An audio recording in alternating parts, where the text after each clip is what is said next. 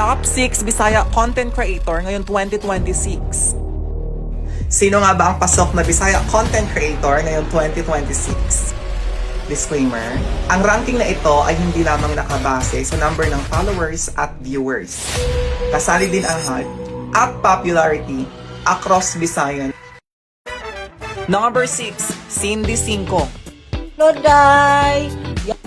Bukod sa pagiging entertaining at outspoken, kilala din siya sa pagtulong sa komunidad hanggang disaster relief. Dahil dito, hindi lang views ang nakuha niya, pati ang respetong pangmasa.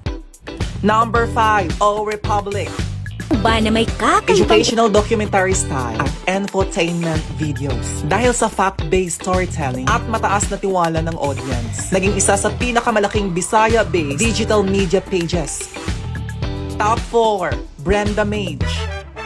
Hi guys, it's my Consistent, relatable, at ramdam ang authenticity. Kaya hindi nawawala sa usapan online.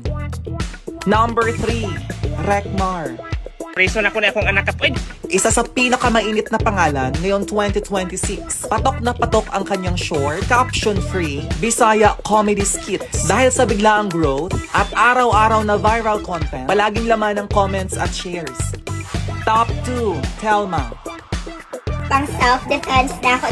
Isa sa pinakaminamahal na Bisaya creator, tinatawag siyang happy pill, simple, totoo, at comforting ang content, kaya patok sa masa. Top 1, Chito Samontena. Nangunguna sa ating listahan si Chito Samontena, kilala sa Bisaya Talk, commentary, at programang Chit Chat Ato Ni. Hindi lang siya comedian, siya ang boses ng masa. Deritsahan, totoo, at palaging pinag-uusapan online. Kaya tinawag siya King of Bisaya Talk.